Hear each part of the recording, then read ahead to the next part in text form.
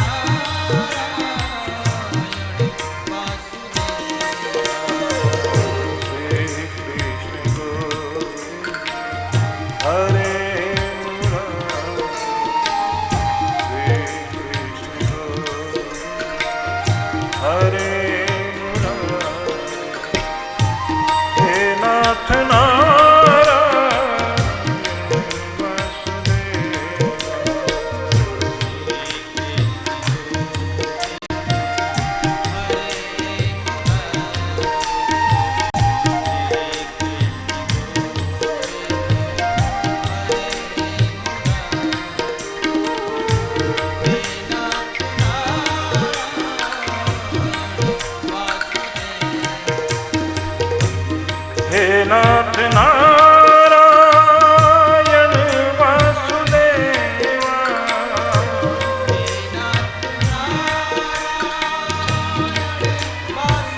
हे नाथ नारायण वासुदेवा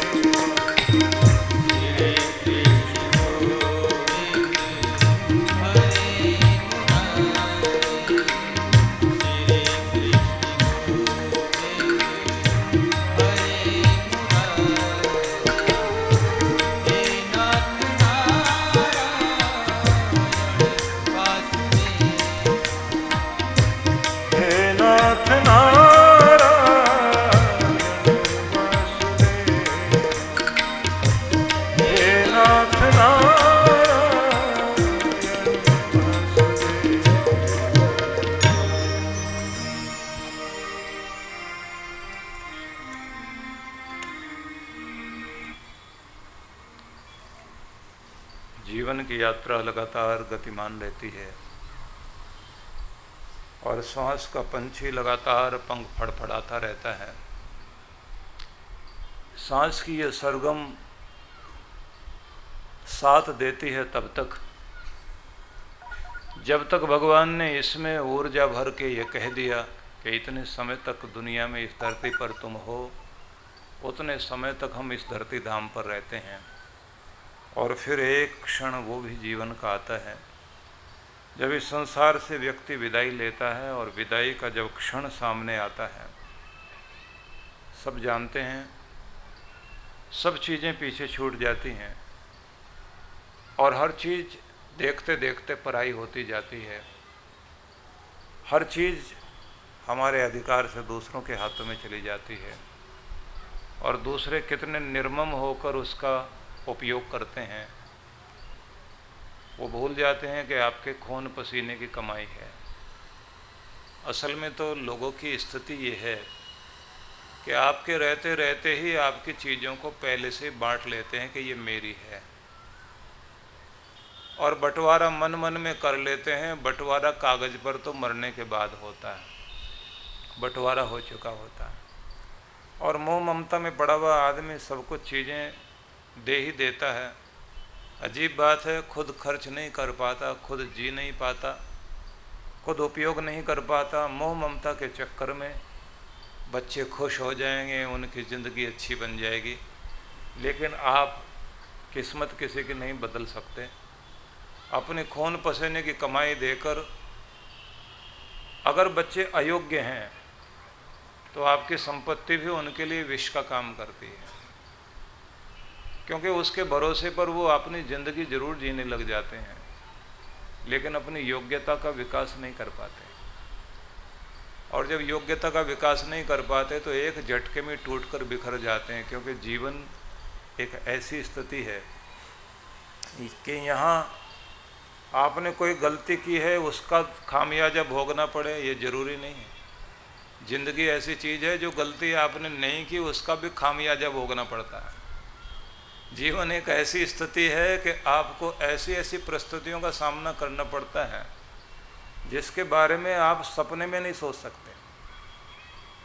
ऐसी विकट परिस्थितियों के बीच से गुजरना होता है। और ये बात ध्यान रखिए, वही जिंदा रहता है जिसकी जड़ें मजबूत होती हैं।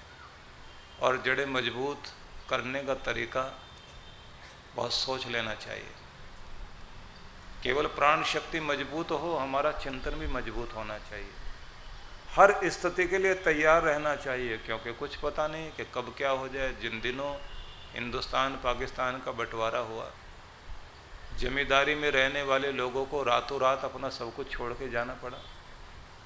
एक रात में सब कुछ पराया हो गया। जिन लोगों ने ज़िंदगी में देखा है कि भूकंप ने उनके घर को, परिवार को, सब कुछ तबाह कर दिया, जिन लोगों ने सुनामी के लहरों में अपने पूरे परिवार को ख़त्म होते देखा, मैं उन लोगों को भी जानता हूं कि जो लोग सैर सपाटा करने के लिए बैंकॉक में गए हुए थे और समुद्र के किनारे के सबसे सुंदर होटल में ठहरे थे और पानी की एक भयंकर दीवार को अपनी तरफ आते हुए उन्होंने देखा और किस तरह से भाग कर के वो चौथी पांचवी मंजिल में ऊपर जाकर बैठे और नीचे पानी पानी था, फ्रिज, टेलीविज़न सब पानी में तैर रहे थे। और उनके बच्चे आज तक भी उस फोबिया से, उस खौफ से बाहर नहीं निकल पाए। जब मेरे पास मिलने के लिए आए, क्योंकि हांगकांग में रहते थे वे लोग, बैंकॉक घूमने गए थे, उन्होंने कहा कि मौत को इतने करीब से हमने देखा कि ये जीवन है क्या चीज़। पानी का बुलबुला कहा जाता है जीवन को, लेकिन बुलबुला भी थोड़ी देर तो दिखाई देता है और उसके बारे में पता होता है कि थोड़ी देर के लिए तमाशा करके जाएगा, जैसे फूल थोड़ी देर के लिए खिलकर बिखर जाया करते हैं।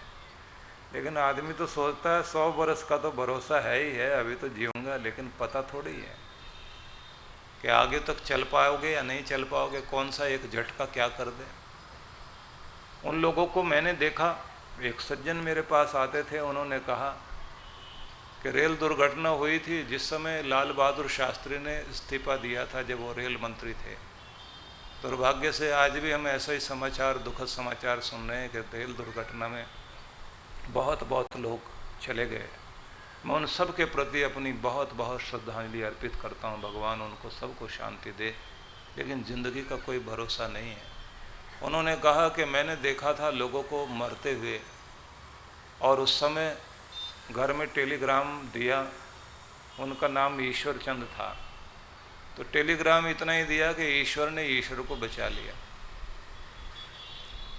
लेकिन वो कहते हैं कि उसके बाद मैंने अपनी ज़िंदगी को एक नया मोड़ दिया कि क्या मैं चीज़ें इकट्ठी करता फिरता हूँ, क्या सपने जी रहा हूँ। जीवन का कीमती क्षण किधर बीतना चाहिए, उनकी स्तुति में, उनकी चापलूसी में, जिन्होंने आखिर में ही जूते लगा देने हैं और सब कुछ हमारा छीनने के बाद भी आंखें तरेड़ते रहेंगे। उन बेटों के नाम अपनी प्रॉपर्टी करके क्या मैं सोच लूँगा मुझे संतोष मिल गया। जीवन का बहुत सारा हिस्सा देकर भी मैंने जिनके लिए बहुत कुछ किया, तो वो तो एक शब्द बोल देंगे तुम्हारा फर्ज था तो जो तुमने किया। जिस दिन उनके कमज़ोर नन्हे हाथ तुमने थामे थे, उस दिन तो तुम फर्ज निभा रहे थे, लेकिन जब तुम्हारे कमज़ोर हाथों को, कांपते हुए हाथों को थामने की बारी आएगी, वो नहीं कुछ भी करेंगे, क्योंकि उनको तो फर्ज याद नहीं है, तुम्हें तो सब कुछ याद था। इसलिए बहुत अजीब है जीवन। कठिनाइयों से भरा भी हुआ है, लेकिन एक बात जरूरी है कि जब तक वास्तविकता को पहचानोगे नहीं और भ्रम में जियोगे तब तक दुखी रहोगे। अगर आपको पता होगा कि सबके बच्चे जैसे हैं वैसे मेरे बच्चे भी हैं, जैसे सबके साथ घटता वैसे मेरे साथ भी घटेगा, तो उसके बाद कहीं कोई दिक्कत नहीं। इतना आप कह सकते हैं औरों से हमारे ज़रा बेटर हैं, औरों से थोड़े बेहतर हैं, मतलब जूते लगाते भी हैं तो रेशम में लपेट के लगाते हैं, भाई इतना ही तो फर्क हो सकता है। बात करते होंगे आपके सामने नहीं करते, आपके पीछे करते होंगे, कुछ भी अगर मगर किंतु परंतु बहुत सारे शब्द आप अपने साथ लगा सकते हैं। कुल मिलाकर इतना कहूँगा, फर्ज निभाना, प्यार करना, संभालना, जिम्मेदारियाँ निभा लेना, खुद की जिम्मेदारी का भी ध्यान कर लेना, खुद के प्रति फर्ज को भी याद कर लेना और अपने भगवान के प्रति जो फर्ज है उसे भी ध्यान में रख लेना। बस यही सीखना है। इस देह के प्रति धन्यवाद करना कि इसने अब तक साथ निभाया, अब जितना आगे साथ निभाने की बारी है ठीक ठाक रहे तो इसकी देखभाल कर लिया करो। गाड़ी पुरानी है, आंधी तूफान के बीच से जानी है, गाड़ी पुरानी है, आंधी तूफान के बीच से जानी है और अनेक अनेक उबड़ खाबड़ रास्तों के बीच से इसको गुजरना है। कोमल गद्दों पर बहुत लेट लिए, अब पत्थरों पर भी लेटना पड़ेगा और आग में तो आखिर में सिकना ही पड़ेगा। अभी से तैयारी कर लेने में कोई हर्ज नहीं है। और ये भी याद रख लीजिए कि ज़माने को भी मनाकर देख लिया, रिजल्ट भी देख लिया, परिणाम भी देख लिया, ज़माने के मालिक को, दुनिया के मालिक को भी मना के देखिए तो सही। कुछ और मिले ना मिले, अंदर शांति आएगी, चैन आएगा, ऐसा लगेगा कोई तो है जो मेरी आवाज़ सुनता है, कोई तो है जो मुझे समझता है, कोई तो है जो हर पल मेरे साथ खड़ा हुआ है। जब उसका एहसास होगा तब आपके अंदर से जन्म लेगी प्रार्थना, तब जन्म लेगी भक्ति, और तब आपके मुख से चाहे निकले कीर्तन, चाहे निकले जप और चाहे निकले भजन, जो भी कुछ आपके अंदर से निकलेगा निश्चित रूप से वो आपको शांति देगा और आप पर भगवान की बहुत बहुत अनंत अनंत दया कृपा निश्चित रूप से होगी। इस बात को हम जरूर समझें। और मैं हमेशा कहता हूँ कि भगवान की बंदगी हम करते हैं, भगवान को जो भी हम प्रार्थना करते हैं तो भगवान पर कोई असर पड़ता होगा। रूठ के बैठा हुआ है और हमारे लिए रूठ के बैठा हुआ, ऐसा नहीं है। सब कुछ फर्क हमारे ऊपर ही पड़ता है। हर प्रार्थना का प्रभाव आपके मन, मस्तिष्क और आपके हृदय पर ही आता है। आप मन में सोचते हैं हम तो कोई बदलने वाले हैं नहीं, फिर प्रार्थना करने का फ़ायदा, हम तो जैसे हैं वैसे ही पक्के रहेंगे। टाटा स्टील वाले लोग हैं, एकदम कोई बदलने वाले तो है नहीं, पक्के एकदम। और हमने तो अंदर अंदर लिख के रखा हुआ हम नहीं सुधरेंगे, करे कोई क्या करेगा। तो सबने अपने अपने मन में सोच रखा जब हम बदल ही नहीं सकते प्रार्थना क्या करेगी हमारा। और अगर सुधरने के लिए प्रार्थना की जाती है तो भाई जितने सुधर लिए उतने ही काफ़ी है, इससे ज़्यादा तो सुधरने वाले हैं नहीं। बात वो नहीं है। इस बात को समझें कि आप केवल जो दिखाई देते हैं वही हैं, ऐसा नहीं है। आपका मन भी जो आपने जितना पता कर लिया उतना ही मन, उतनी बुद्धि आपकी नहीं है। आपकी क्षमताएं बहुत कुछ हैं। आपकी आत्मा अपने आप में एक बहुत बड़ी शक्ति है। आप जितने प्रेम वाले, शांति वाले, दुलार वाले, करुणा वाले, क्षमा वाले, धीरज वाले हैं, आप अपनी शक्तियों को पहचानते नहीं। जिंदगी जीने के लिए जिन मूलभूत शक्तियों की जरूरत पड़ती है उनको अगर आप पाना चाहते हैं तो ये ध्यान रखिए, उसका रास्ता केवल केवल प्रार्थना है, भक्ति है, और कोई रास्ता नहीं है। नहीं समझ में आता हो तो दूसरी तरह से समझ लीजिए। दुनिया में ये कहा जाता है कि एक होता है बौद्धिक क्षमता से युक्त इंसान जो केवल बुद्धिजीवी होता है, दिमाग की बातें करता है। एक होता है भावुक इंसान जो केवल मात्र संवेदना वाली बात, इमोशन की बात करता है, और उसके पास बेचारे के केवल यही होता है कि कोई हमें समझे, भले बुरा कर दे लेकिन आगे से कह दे हाँ भाई गलती हो गई। ऐसे संवेदनाओं से भरे हुए लोगों के साथ अगर कोई चोट भी लगा दे और आकर के हाथ जोड़ के माफी मांग ले, वो एकदम माफ कर देते हैं। लेकिन जो बौद्धिक, केवल बौद्धिक होकर जीते हैं, उन लोगों को क्षमा और ऐसे शब्दों से कोई लेना देना नहीं होता। वो कहते हैं ये शब्द तुमने बोल दिया, इतने से कोई बात नहीं बन जाएगी, जो तुमने किया है तुम्हें उसका हिसाब देना पड़ेगा। तो दो तरह के लोग हो गए। एक तीसरी तरह के लोग भी हैं जिनके पास ये IQ और EIQ, EQ बोलते हैं जिसको, इन दोनों के साथ साथ SQ भी होता है। आजकल PQ की भी बात करने लग गए हैं लोग। संबंधों की दुनिया में जिनका EIQ ठीक है वो बहुत सही रहते हैं, और व्यवहार की दुनिया में जिनका IQ लेवल बहुत अच्छा है वो ठीक रहते हैं। लेकिन मैं एक बात कहना चाहता हूं, एक व्यक्ति बौद्धिक क्षमता से युक्त है, अच्छी डिग्री उसके पास, गोल्ड मेडलिस्ट, लेकिन दूसरों को समझना नहीं चाहता, अपनी बात सामने रखता है, उसे किसी की संवेदना से कोई लेना देना नहीं, काम लेना नहीं जानता, काम कराना नहीं जानता, ऑर्डर देना जानता है। ऐसे लोग फील्ड में जाकर के फेल हो जाते हैं। क्यों ऐसा होता है कि कुछ ही लोग फील्ड में बहुत अच्छी डिग्री लेकर भी नहीं गए, लेकिन थोड़ी डिग्री है, मतलब डिग्री तो पूरी है पर बहुत अच्छे नंबर नहीं उनके थे, फिर भी सबसे ज़्यादा सफल हैं। क्योंकि हमने नापने के लिए डिग्री वाला एक पैमाना रख दिया, ये क्लास पास कर ली, ये सब्जेक्ट्स पास कर लिए, इन सब चीज़ों को जान लिया तो इसका मतलब वो एक योग्य आदमी हो गया। योग्यता केवल इतनी नहीं है, योग्यता आती है फिर हृदय की, और योग्यता आती है उसके बाद आत्मा की। अब आत्मा की योग्यता वाली बात को जरा सोचिए। एक अकेला गांधी पूरी दुनिया के सामने कमजोर सा इंसान खड़ा हुआ और सारी दुनिया को अपने पीछे चला सके।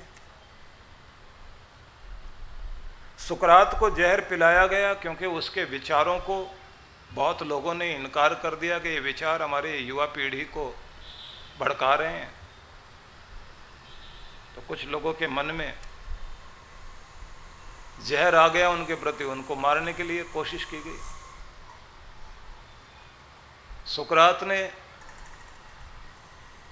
मृत्यु दंड के समय में जब उनको वो जहर पिलाया गया, राजा की तरफ से, सरकार की तरफ से पिलाया गया, मृत्यु दंड दिया गया, तो उन्होंने जैसा अपना रूप दिखाया कि तुम मेरी शांति नहीं छीन सकते, मेरे आनंद को नहीं छीन सकते, मेरे प्रेम को नहीं छीन सकते, दुखी करना चाहते हो तुम्हारे, उससे मैं दुखी नहीं हो सकता, तुम्हारे सामने गिड़गिड़ा करके रोऊं वैसा नहीं हो सकता। प्लेटो उनका शिष्य था, उसने जो उनके बारे में आखिरी में लिखा पूरी दुनिया को रुला दिया उस व्यक्ति ने, कि मैंने अपने गुरु को देखा, किस रूप में देखा। इस पूरी दुनिया को जो मोहब्बत बांटने के लिए वो व्यक्ति आया, इस दुनिया को जगाने के लिए आया, किस तरह से उसने अपने मरण को भी अमृत बना दिया। तो वो शक्ति क्या होती है? 1000 पागल इकट्ठे होकर आपको सर्टिफिकेट दे दें कि आप बिल्कुल गलत आदमी हैं, गलत हो जाओगे। बहुत इमोशनल लोग होते हैं कि जिनको थोड़ी सी चोट लगाए मुरझा के बैठ जाएंगे, मेरे साथ ऐसा क्यों हो रहा है, ऐसा क्यों कहा जा रहा है। लेकिन एक वो है जो आत्मिक शक्ति से संपन्न है, उनके मुख से जो कुछ निकलता है वो आत्मिक शक्ति जिस रूप में जागती है। तो जीसस के मुख से जैसे निकला, ईसा मसीह ने जिस समय ये कहा कि ऐ खुदा इन्हें माफ करना, ये नहीं जानते कि ये क्या कर रहे हैं, ये बेहोशी वाले लोग हैं। स्वामी दयानंद ने अपने अंतिम क्षणों में कहा था, हे ईश्वर तेरी इच्छा पूरी हो, तूने बहुत अच्छी लीला की। मतलब तेरा संसार में जो कुछ घट रहा है सारा नियम कायदा कानून, मुझे कोई शिकायत नहीं है तुझसे, क्योंकि उनको जहर दे दिया गया, आखिर में मार दिया गया। गांधी गए, मुख से हे राम के सिवा कुछ नहीं निकला। उससे भी कुछ नहीं, उसके लिए भी कोई आंखें नहीं तरेरी कि तेरा क्या बिगाड़ा जो तू गोली मारने आ गया। वो जो एक स्थिति होती है कि कोई आत्मा अपने उस उच्च स्थान तक पहुंच जाए, अपनी शांति में, अपने आनंद में, अपनी शक्ति में, बहुत बाद में विश्लेषण होता है, बहुत बाद में लोग समझते हैं वो क्या था, क्या दे सकता था और कैसे चला गया। न जाने कितने लोग रोज आ रहे हैं दुनिया में, रोज जा रहे हैं। जीना हर कोई नहीं जानता। मैं निवेदन करना चाहता हूं कि प्रार्थना की शक्ति केवल आपके काम बनाती है, ऐसा नहीं। मैं ये बताना चाहता हूं कि प्रार्थना की शक्ति केवल आपको सहज, सरल, सौम्य, मधुर, शांत और सहिष्णु बना देती है, बात इतनी नहीं। प्रार्थना की शक्ति आपकी आत्मा का भोजन बन करके आपको इतना तृप्त कर देती है, युग युगों से, जन्म जन्मांतरों से जो आपने नहीं पाया वो आप प्राप्त कर पाते हैं। इसलिए सद्गुरु आपको वहीं लाकर खड़ा करता है। हमेशा घटा एक ही तरह से है, लेकिन अलग अलग घटनाओं में घटा है। दादू दयाल, उनके साथ घटा। हिसाब किताब लिख रहे हैं बैठे हुए अपनी दुकान पर, और गुरु मिलने के लिए आए, बारिश हो रही। दादू दयाल तो सोच रहे आज हिसाब किताब में ही ध्यान लगाते हैं, क्योंकि ग्राहक तो बारिश में आने वाला नहीं। अब वो तो बैठे बैठे हिसाब लगाते खुश हो रहे हैं, इतनी बचत होगी, इतना ऐसा और कमाएंगे, आगे इतना माल और बनाएंगे, ऐसे और चीज़ें जोड़ेंगे। और आप जानते हैं कि जब जोड़ घटाओं में आदमी बैठ जाता है तो जो मज़ा उसमें आता है ना, तो कहते हैं ना, या तो मज़ा राज में या खाज में। खुजली हो रही हो ना तो आदमी की हिम्मत नहीं वहाँ से हाथ हटा सके। बहुत आनंद लगता है, भले ही बाद में जलन होती रहे, वो बात अलग है। ऐसी लक्ष्मी और माया का भी खेल अलग होता है। जब गिनती गिन रहा हो ना, अपना हिसाब लगा रहा हो, अगर घाटा हो रहा तो भी आदमी ऐसा उसमें डूबा हुआ होता है कि ध्यान वहाँ से अलग नहीं हटता। मुनाफा हो रहा तो भी ध्यान इधर उधर नहीं जाता। खड़े हुए हैं गुरु बाहर, बारिश में भीग रहे हैं और ये सोच रहे हैं कि गुरु की कृपा है मेरे ऊपर। मेरा भाग तो इतना ऊंचा नहीं था जितना मेरे गुरु की कृपा के कारण मेरी जिंदगी ऊंची हुई है। दुकान बंद करेंगे, एक आध दिन में सोचेंगे गुरु के दर्शन करें, और उसे ये पता नहीं गुरु सामने ही खड़े हुए हैं, तो बारिश में भीग रहे हैं। जैसे इन्होंने आंख उठाकर ऊपर देखा तो देखा गुरु सामने। ऐसा उछलकर बाहर कूद कर गया।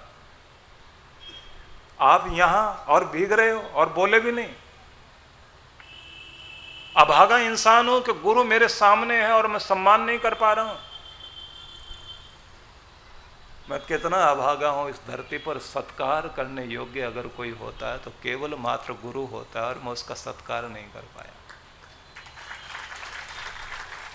जहां सिर झुक जाए, जहां हृदय झुक जाए, जहां मस्तिष्क झुक जाए, जहां केवल केवल मात्र नम्रता ही, प्रणाम ही सब कुछ देता है, वो दर तो गुरु का होता है। और गुरु ही सम्मुख हो और मैं उन्हें प्रणाम नहीं कर पाऊं, ध्यान ही नहीं रख पाऊं, और वो भीग रहे हैं। बहुत भावुकता की बातें कही। गुरु ने कहा बस बस बस कर, अब रुक। और सोच, एक और बाहर खड़ा भीग रहा है। मुझे तो अंदर ले आया, लेकिन एक और बाहर भीग रहा है, उसे भी तो ले आ। महाराज बाहर और कौन भीग रहा है? बोले तेरा परमात्मा भी बाहर भीग रहा है, उसको कब अंदर लाएगा? जिस दिन अंदर ले आएगा उस दिन तेरा कल्याण हो जाएगा। अब सोचने लगा गुरु क्या कह रहे हैं।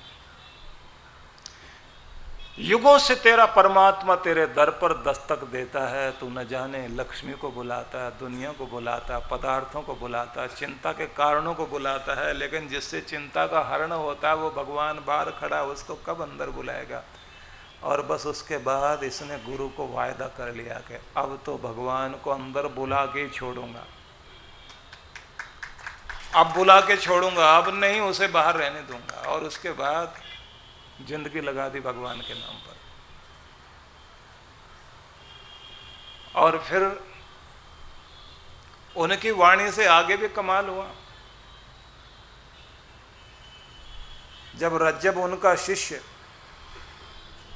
घोड़ी पर बैठकर शादी के लिए जा रहा था, गुरु के सामने से ही पहुंचा और गुरु ने वहां से आवाज दी, रज्जब तय गज्जब कियो, सिर पर बांधो मोड़, आया था हरि भजन को और की नरक में थोड़।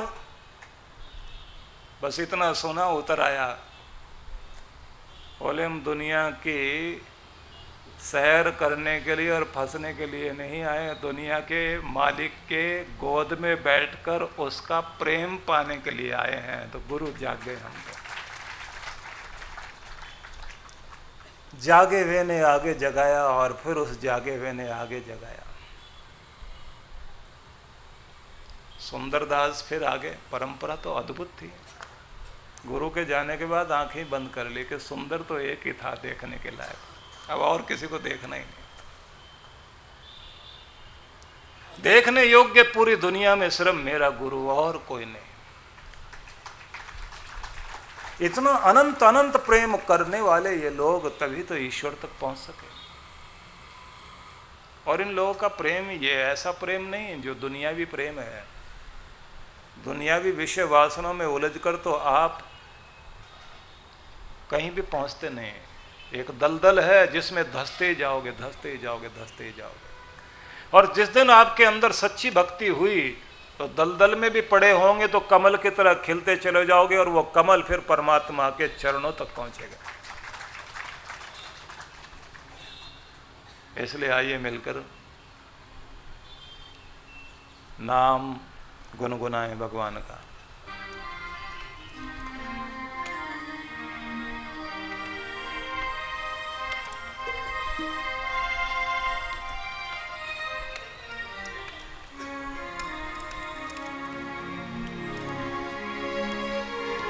तेरे नाम का सिमरन कर,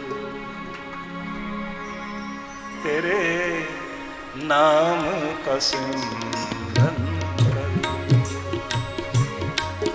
मेरे मन में सुख भर आया। तेरे नाम का सिमरन कर, मेरे मन में सुख भर आया।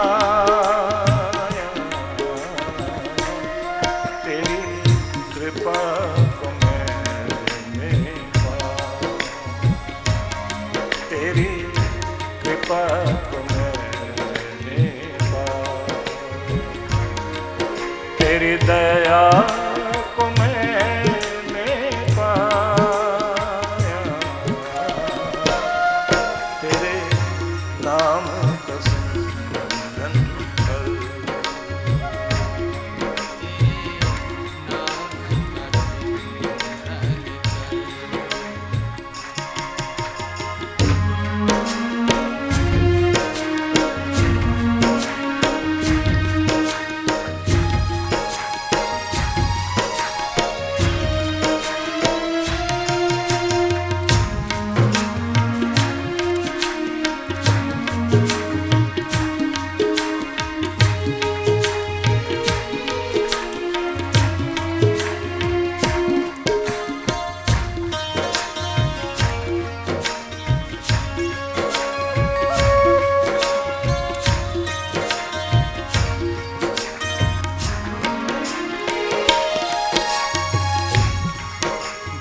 की ठोकर खाकर जब हुआ कभी बेसहारा,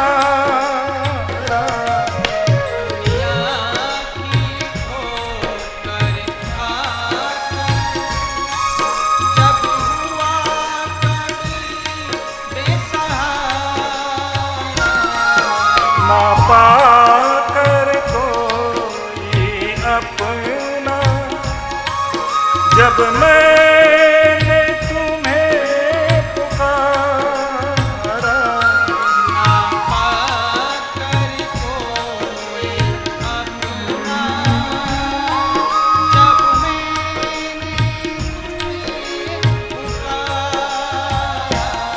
जब मैंने तुम्हें पुकारा, हे नाथ मेरे सिर,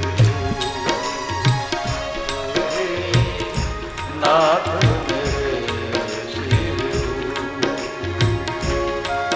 तूने अमृत बरसाया, हे नाथ मेरे सिर, अमृत बरसाया, तेरी कृपा को मैंने पाया, तेरी दया को मैंने पाया, तेरी कृपा को मैंने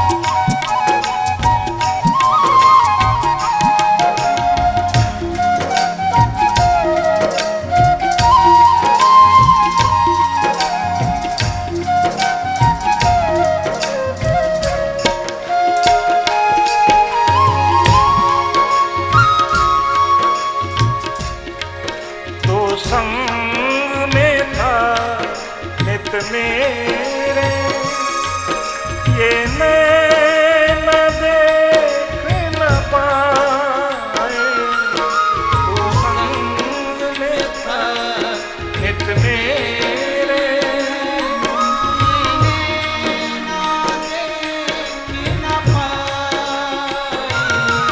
चंचल माया के रंग में ये नैन रहे उलझाए, चंचल माया के रंग में ये नैन रहे उलझाए, ये नैन रहे उलझाए,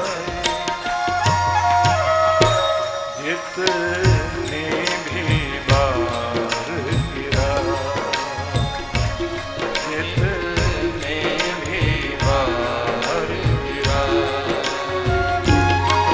तूने पग पग मुझे उठाया, जितने भी बार गिरा, तूने पग पग मुझे उठाया,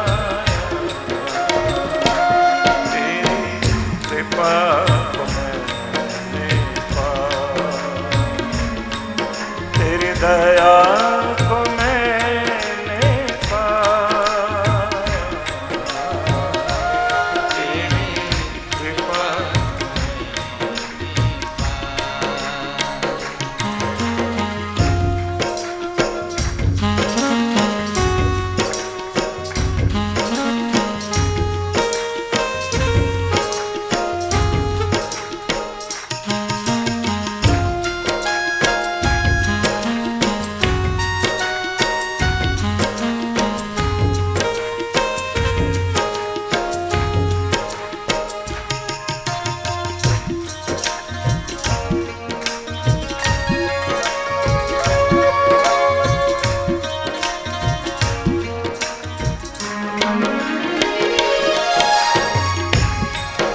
भवसागर की लहरों में भटकी जब मेरी नैया, भवसागर की लहरों में भटकी जब मेरी नैया, तट छूना भी मुश्किल था, ना दिखे कोई खिवैया, तट छूना भी मुश्किल था, ना दिखे कोई खिवैया,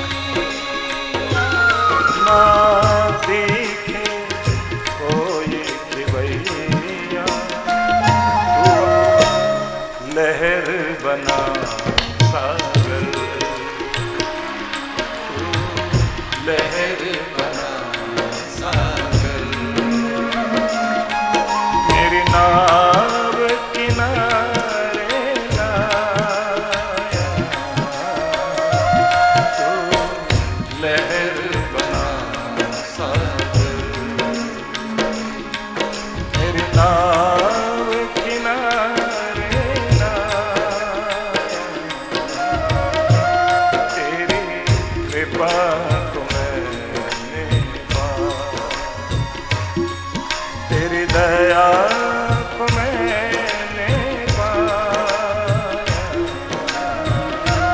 तेरी कृपा तुम्हें पाया।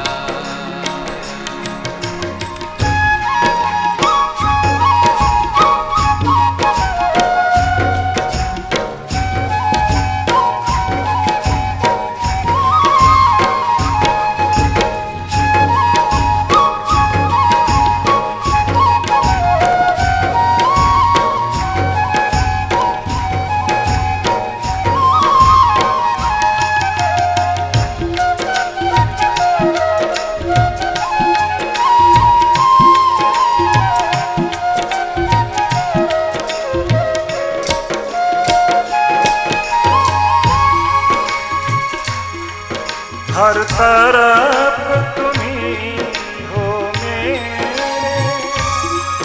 हर तरफ तेरा उजियारा, हर तरफ तुम्ही हो मेरे, हर तरफ तेरा उजियारा,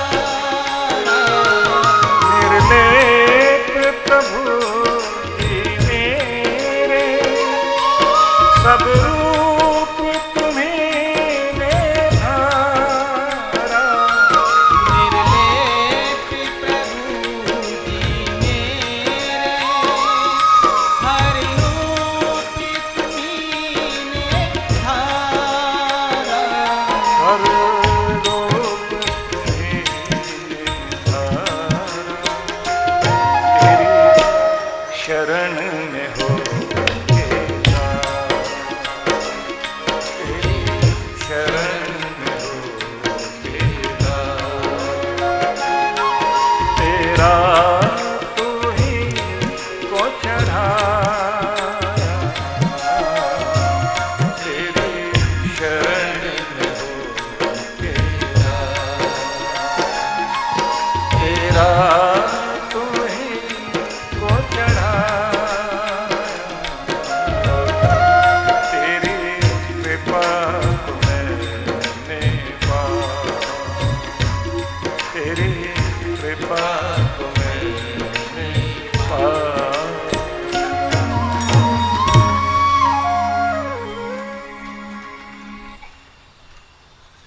1985 में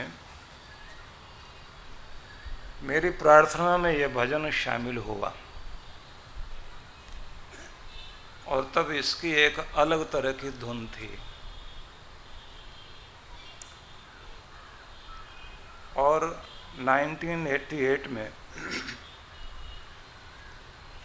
थाईलैंड की यात्रा पर वहाँ के लोगों ने ज़बरदस्ती की कि रिकॉर्ड करो तो रिकॉर्ड किया। फिर गीतांजलि बनकर सबके हाथों में पहुँचा।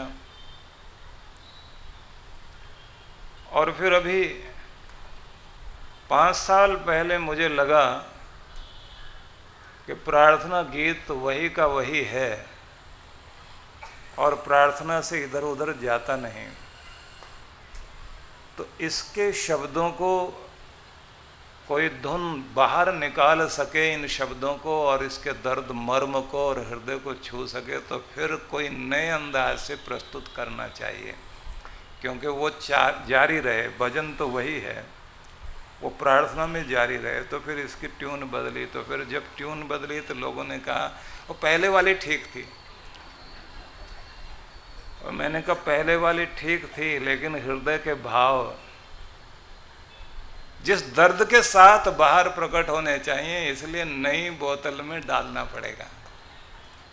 तो अब जो हम गुनगुना रहे थे वो नए अंदाज से गुनगुना रहे थे। लेकिन मैं ये कहना चाहूँगा, जिन क्षणों में आप मार्मिक हो जाएं, संवेदनशील हो जाएं, प्रार्थना की वो स्वर जब आपके हृदय को छूते हुए परमात्मा तक पहुँचते हैं, पंख लगाकर उसके आंगन तक पहुँच जाएं, तो ये माना जाता है कि हमारी प्रार्थना सफल हो रही है।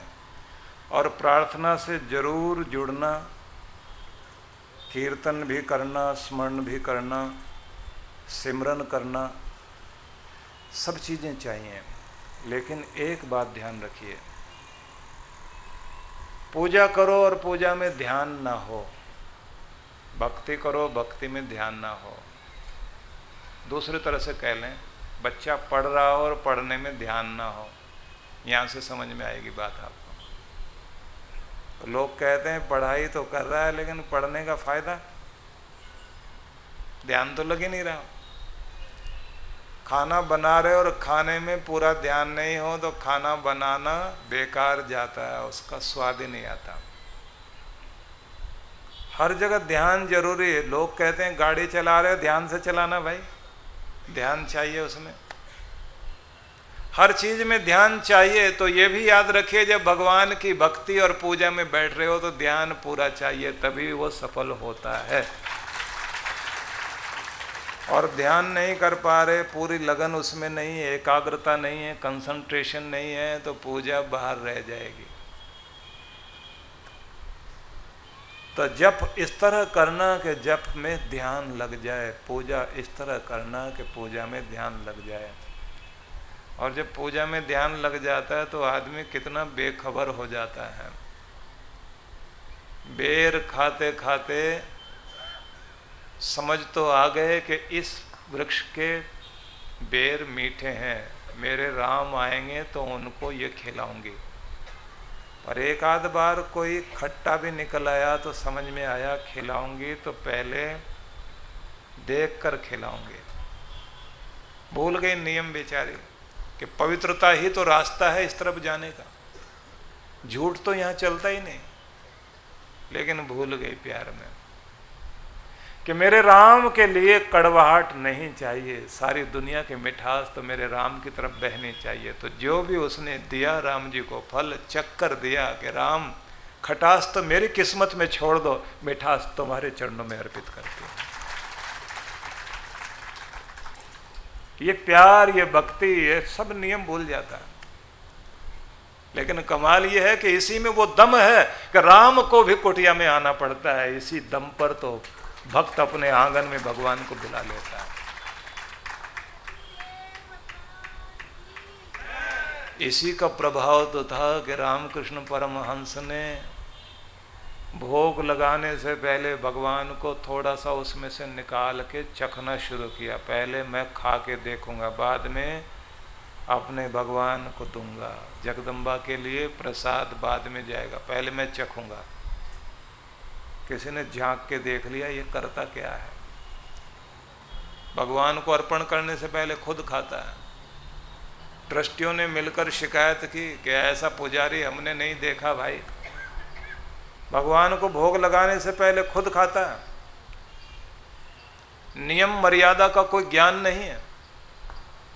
रामकृष्ण परमहंस ने क्या कहा, तुम्हारा नियम मर्यादा कानून तुम जानो, लेकिन मुझे तो अपनी माँ का नियम याद है। जब भी मुझे खिलाती थी पहले चक्कर देखती थी, ज़्यादा गर्म तो नहीं है, मिर्च मसाला तो नहीं है, मेरे बच्चे के खाने लायक है या नहीं। मैं भी चख के देखूंगा जरूर कि मेरे भगवान तक पहुंचाने लायक है या नहीं। उसको ऐसी ऐरी गहरी कोई भी चीज मैं अर्पण कर दूं जहां अनंत अनंत प्रेम है, वहां तो बहुत अच्छा ही कुछ अर्पित किया जाएगा। सारी तकलीफों में मैं अपने को आगे कर लूंगा, लेकिन हर खुशी मैं अपने भगवान की तरफ प्रकट करना चाहता हूं। ये अनंत प्रेम जब हृदय में जागृत होता है तो भक्ति जागृत होती है। लोगों ने कीर्तन मंडली को भक्त मंडली समझ लिया, घंटे घड़ियाल बजाने को भक्ति समझ लिया, ध्यान में बैठकर लंबे चौड़े प्राणायाम खींचने को लोगों ने भक्ति समझ लिया। ये सब विधियां हैं, लेकिन इनसे प्रकट होने वाली जो चीज है, जो प्रेम है, जो एकाग्रता है, जो ध्यान है, वो जब तक नहीं जागेगा हमारी क्रियाएं बाहर रह जाएंगी। तो सुने पहले कृष्ण भगवान की वाणी को। उन्होंने जो गीता में कहा, क्योंकि मैं अपनी तरफ से कुछ समझाऊं, मैं अपनी अनुभूति बताता हूं तो वो तो बताऊंगा ही, लेकिन मैं तो आपको भगवान श्री कृष्ण के संबंध में उन्होंने जो कुछ कहा है उसको पहले बताना चाहता हूं। उनका कहना है, बुद्धया विशुद्धया युक्तो धृत्यात्मानं नियम्य च। बुद्धया विशुद्धया, शुद्ध बुद्धि से, मतलब अपनी बुद्धि को शुद्ध करके, युक्तो धृत्यात्मानं नियम्य च, धैर्य पूर्वक मन को वश में करके। शब्दों पर ध्यान देना। पहले उन्होंने कहा बुद्धि की शुद्धि करो। ये जो अक्ल वाले लोग हैं, इन्हें अक्ल तो बहुत है, लेकिन अक्ल भी दुरुस्त होनी चाहिए, ठीक होनी चाहिए, सही बुद्धि, शुद्ध बुद्धि। और धैर्य पूर्वक, धीरज के साथ धीरे धीरे धीरे धीरे मन को वश में करके। दोनों चीजें समझ में आ गई। आगे कहा, शब्दादीन विषयास् त्यक्त्वा राग द्वेषो व्युध्यस्य च। ये जो शब्द आदि मतलब जो इंद्रियों के विषय हैं, जिनमें हमारा मन भटकता है, इन सब से अपने आप को हटाकर, मतलब इंद्रियां हमारी जिधर की तरफ दौड़ती हैं, कान कुछ सुनने के लिए, मतलब की बातें सुनने के लिए नहीं, वासनाओं की बातों में कान कितने जाते हैं, आंखें कितनी जाती हैं। जहाँ भी भटकाव है वहाँ से रोकने की ताकत अपने अंदर पैदा करके, राग द्वेष से मुक्त होकर, जो अटैचमेंट है संसार की, जब बांधती है, एक छोटी सी वस्तु भी व्यक्ति के मन में मोह पैदा कर दे तो व्यक्ति की हालत क्या होती है। रात दिन देखते हैं ना आप, कोई चीज़ टूट गई कितने झगड़े हो जाते हैं, कोई चीज़ खो गई लोग कितने डिप्रेस हो जाते हैं, किसी चीज़ के कारण कितनी चिंताएं जिंदगी में जोड़ लेते हैं, क्योंकि उन चीज़ों के प्रति हमारी अटैचमेंट बहुत ज़्यादा हो जाती है। दारा शिको, शाहजहां पिता, और उन दिनों चाइना से शीशा आता था, ये मिरर जो है, लुकिंग ग्लास।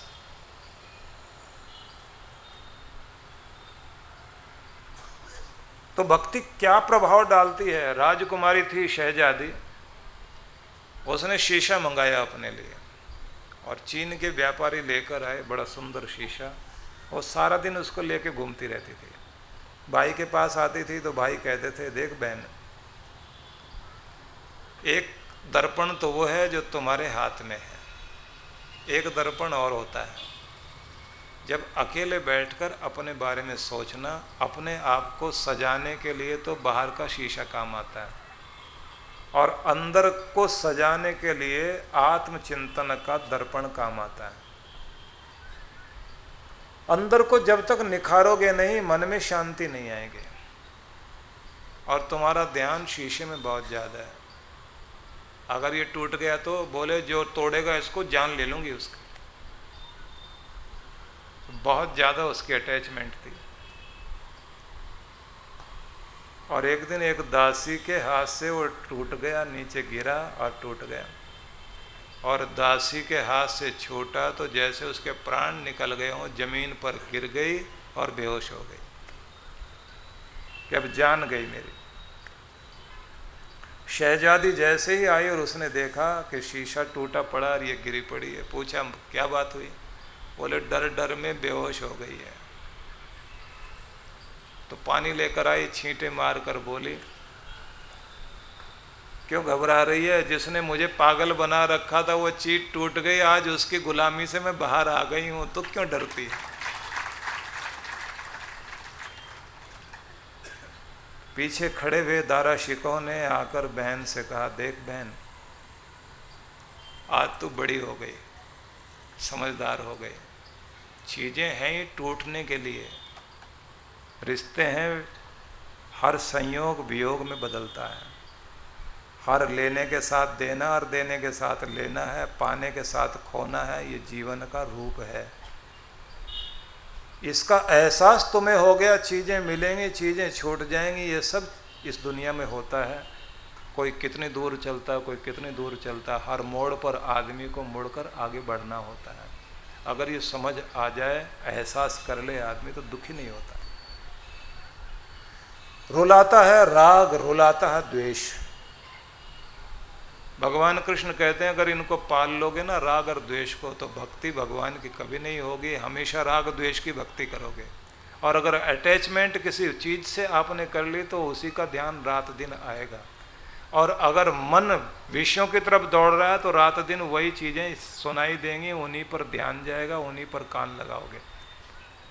और अगर बुद्धि में फरेब है तो रात दिन किससे क्या ले लेना है और किसका क्या ठग लेना है, किसको क्या कैसे घुमा देना है, ये सोचते रह जाओगे। और मन की चंचलता यदि आपकी बढ़ती चली गई तो ये भी ध्यान रखना कि चंचल मन वाला व्यक्ति एक जगह टिक कर बैठ ही नहीं सकता। तो भगवान ने कहा कि बस तुम्हें रास्ता देता हूं, कैसे इस रास्ते पर आओगे तुम? कहते पहले तो अक्ल को दुरुस्त करो, ये जो तुम्हारी बुद्धि है इसको शुद्ध बनाओ। थोड़ा विचार करेंगे आगे चलकर, अभी केवल अर्थों पर ध्यान दीजिए। पहले कहा है कि बुद्धि को शुद्ध कीजिए, मन को धैर्यपूर्वक धीरे धीरे वश में कीजिए। विषय वासनाओं में दौड़ती हुई इंद्रियां, मन और बुद्धि, इन्हें आप काबू में लाने का प्रयास करें, मतलब खुद के मालिक बनने की चेष्टा करें।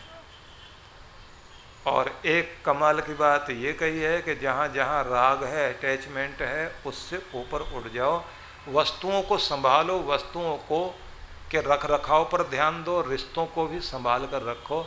लेकिन इतने पागल मत हो जाना कि दुनिया तो तुम्हें छोड़ने के लिए हर समय तैयार रहती है, लेकिन तुम छोड़ने के लिए तैयार नहीं हो पाते, इसलिए हमेशा रोते हो, परेशान होते हो। लोगों को मुंह मोड़ते हुए देर नहीं लगती, लेकिन तुम्हारा मोह हमेशा सबके प्रति चिपका रहता है।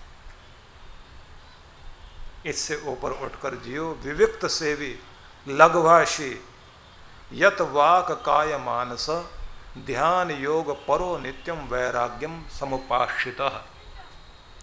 अब ये दो शब्द और बड़े महत्व के भगवान कृष्ण ने कहे हैं, क्योंकि जब हम भगवान श्री कृष्ण की अमृतमयी वाणी पर चिंतन कर रहे हैं तो आपको ये समझ आएगा कि भक्ति की राह में चलने के लिए क्या करना चाहिए, किस तरह हमें सोचना चाहिए। क्योंकि मैं अपनी तरफ से जो बताऊंगा वो तो बताऊंगा, पहले भगवान की वाणी बता रहा हूँ।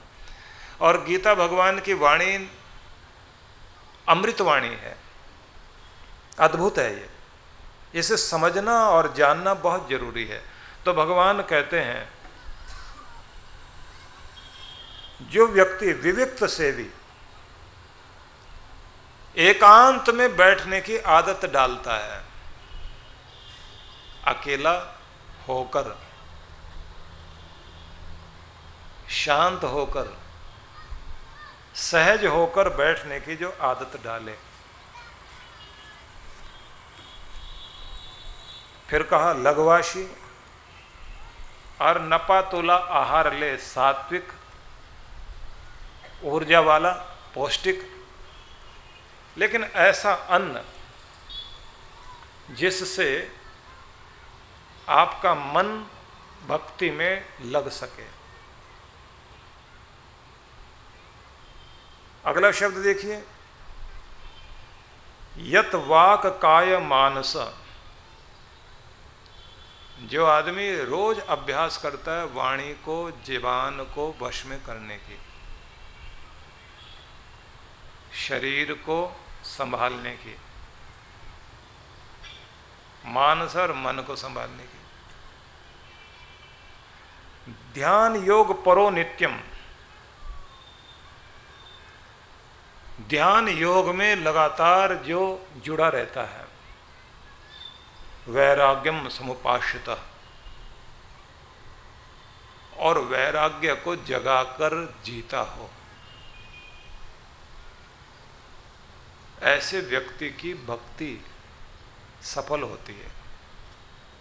अब सूत्र दिया है, अब आइए हम इस पे थोड़ा विचार करते हैं और उसी के साथ एक जुड़ा हुआ श्लोक और भगवान ने कहा है, वो भी आपको सुनाना चाहता हूँ। लेकिन उससे पहले ये चिंतन हम लोग जरूर करें, क्योंकि थोड़ा सरल करता हूँ जिससे आपको बात समझ में आ जाए।